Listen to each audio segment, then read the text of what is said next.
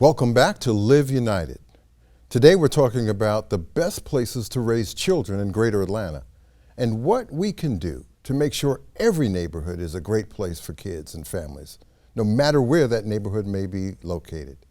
Our guests are Dan Kaufman, Nicole McGee Hall, and Mike Alexander. Welcome back, guys. Before the commercial break, we were really talking about how demographic changes have affected our neighborhoods and Greater Atlanta. And neighborhoods seem to be changing a lot lately as people move in and out of the city. And we also want to know how this is affecting things like income and education. For all of us who care about child well-being, what should we as leaders be doing? So we want to talk about that, but I want to go back to where we were as we closed, because we don't want to leave the impression that increasing diversity is actually a cause of the problems that we're talking about: undereducation, income disparity, health disparity. So let's make sure, Dan, and we'll start with you, make sure we get the message right for our audience who might have been a little uncomfortable as we close the first segment. That's an important point. No, thanks for bringing it up. It is very clear that changes in demographics are not the cause of some of the issues that we're talking about today. In fact, perhaps quite the reverse, because the new folks, the immigrants that we've had in Gwinnett County in the last 25 years, bring with them a strong sense of commitment to education, strong family values, a passion for entrepreneurship. I mean, they really are contributing members of the community. And all you have to do is look at the achievements in the Gwinnett County Public School System to understand the contributions that they're making and the commitment that they have to the quality of life and quality of education for their children. And so it's very important to note that the demographics are not the cause. Right. Nicole, anything to add from your South Fulton perspective? Well, actually, I'm going to jump all the way to Gwinnett County. Go right ahead. Come on. From that perspective, having the opportunity to work with the Gwinnett Place Community Improvement District, really had an opportunity to understand a little bit more about the property owners in the area. We worked with Korean property owners, Asian property owners, Hispanic property owners, and the fact of how they want to improve their areas. So like I said, Dan said, it's definitely where they're collaborating, wanting to work together, have the same goals in mind. And the fact that they are trying to understand how transportation will be helpful to them, getting other employers to come on board into the areas that are diverse because of the opportunity zone that exists and different things like that is very helpful. So I think the diversity is a good thing, and it's actually helping move the conversation. We're definitely talking about it in the spectrum of community improvement districts. So, thank you. And Mike, research says that that association is not cause. Absolutely. So help people understand the distinction. And in fact, we would say just the opposite. I mean, having these diverse communities, having people from all over the world living in Metro Atlanta is really for us a great opportunity. It's a global economy.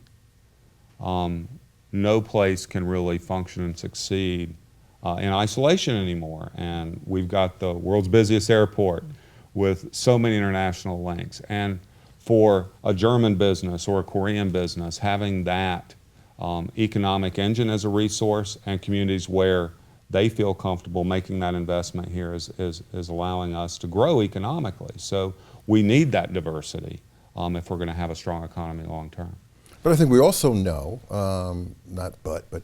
we also know that a number of the communities we've been talking about today have historically had difficulty. Healthcare hasn't always been available in Bankhead. Quality education hasn't always been available. In an old day when there was lots of manufacturing, you could get a job even if you didn't have a high school diploma. Today, those same folks don't have any real ability to access the labor market. What do you say to that, Dan? Well, I think you're exactly right. And just to go back to the point, I think education is the key to breaking the cycle and to ensuring that our young people have the credentials and the background that they need to compete in the global economy that Mike talked about, because that's true. It's going to take a different level of skill, regardless of what occupation you have, if you're going to compete in a modern global economy.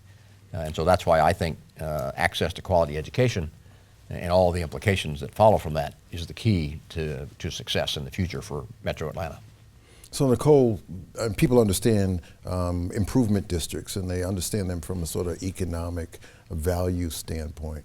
I mean, we're here talking about the well-being of children and families. Why is this important to somebody representing community improvement district, and what can a community improvement district help do that creates a better environment for all its citizens?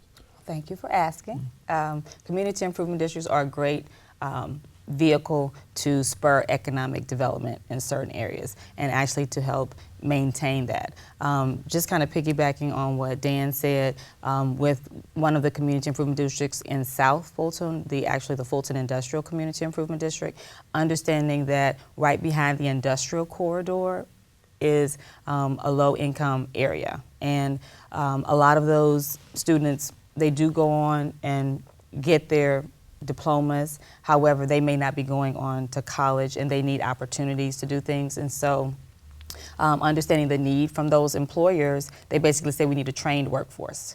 And one of the things that happened on Fulton Industrial, they're actually getting a technical school to have a satellite campus out there, which actually supports the higher education.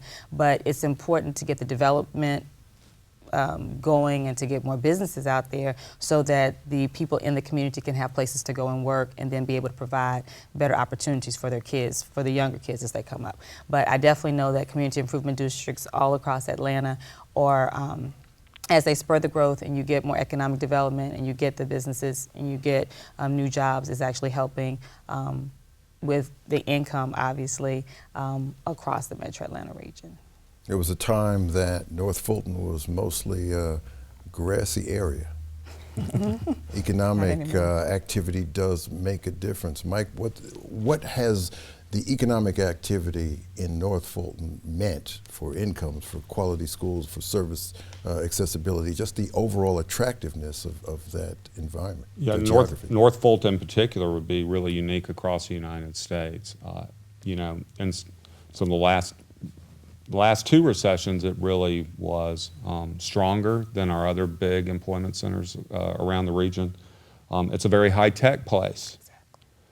And that diversity we just mentioned really plays out in the number of businesses and the types of high-tech businesses that are located there. Johns Creek is 24% Asian. Northview High School, very much an Asian high school. And they're located near businesses that in a lot of cases parents work at from that high school or in fact own. I talk to people, I don't even know what their technology business is. I couldn't explain it to you. But they love being up in North Fulton because of all the other businesses that they get to work with up there. It's really an example of good investment and what it can mean to grow incomes. But we want to spread that across the region, and that's really our challenge. The #1 job posting in Metro Atlanta is for software developers. Okay. And what I think a lot about is, I know those kids up in North Fulton are going to meet that challenge, but can we help kids on the south side get ready for that job as well, so that they have that high income and we can spread that income to other places. And Dan, there's a lot of conversation around sort of the overemphasis on bachelor degrees and master degrees. I mean, these jobs, some of these jobs that Mike's talking about can be held by people with technical certificates, and they can have a life that lots of others of us would envy. Yeah, absolutely. I mean, it's important to remember that that we need to think about educating and credentialing, not just the top 15%. I mean, we have world-class universities, and we want to make sure we keep those. But we also have phenomenal state universities and state colleges. But the technical college system in Georgia does exactly what you say. It provides that kind of relevant professional education.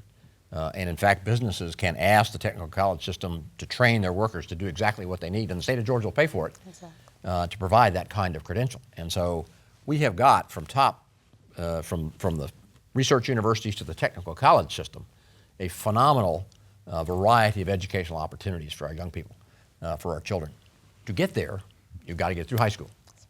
And so that's why we say it's so important to have our young people go all the way through to high school, and then they'll have the opportunity to choose what might be available to them. But these are life-changing and family-changing events, and we know that once you have that first college graduate, be it technical college, be it regular college, the life of that family has changed forever because the expectation will then be from now on that every member of that family is going to go on and get that kind of education. It is transformational, one student at a time, one family at a time, and then one community at a time. Well, with a couple minutes left, it is time to go into the what can we do part of the conversation. So we know that education and a job are two of the most effective anti-poverty strategies. So what do we tell policymakers? What do we tell ordinary folks in the community are the actions that need to be taken to make sure these disparities are part of history and not part of the present and the future? Mike, we'll start with you. Yeah, I mean, one of the things I hope we all remember is it's very easy to, raise your family in a great school system and live in that bubble and forget that there are people that are very much challenged, that we're all in this together, and that we need to make sure all of our communities are doing well. And that may mean additional resources in those places where the students are most challenged. A child doesn't choose to be born into a low-income household. And we need to give them every opportunity we can. That means special resources, more resources at a younger age. I think Dan spoke to that, are going to be critical as we learn more and more about how we have to make these good policy interventions at a much younger age than we have been to help influence and bend that needle and help them. Nicole? Well, one thing that I would say, dealing in the world of development, we have issues with healthcare, we have issues with other things that are impactful, and as developers are moving in and redeveloping areas and developing new businesses, we need to think about having quality places to provide nutritional food. So, one thing that when I kind of did some research, there are a lot of food deserts in the metropolitan Atlanta area, and as we're developing our communities, especially on the south sides of town, we need to think about making sure that there are grocery stores that are being able to provide those families with the type of nutrition that they need so that they can really be prepared. I mean, that's an important aspect as we are moving forward. Dan, you got 30 seconds left. I appreciate that. Yeah, I think we benefit from the strategic vision of those who preceded us by about 50 years. And they understood that investment was important. I think we're at that point again in the history of metropolitan Atlanta. We need to invest in education, in, I think, healthcare, and in infrastructure. Well, thank you. Thank you, Dan. Thank you, Nicole. Thank you, Mike. It's been a great conversation, an amazing conversation. I hope all of you in the audience are fired up and ready to take action to make our communities greater places for our children. Not only for today, but for generations to come. At United Way, we have been part of a cradle-to-career strategy that's really focused on how do we end disparities all across Greater Atlanta. The best ways to determine whether a community is thriving or will thrive in the future is by looking at its children. If children are happy, if they're healthy, if they're educated, if they're living in safe neighborhoods, our communities are doing well. But for that to become the reality for every county and neighborhood across Greater Atlanta, we've got to work together. Let's do that. If you want to partner with United Way, please visit our website, unitedwayatlanta.org. We'll see you next time.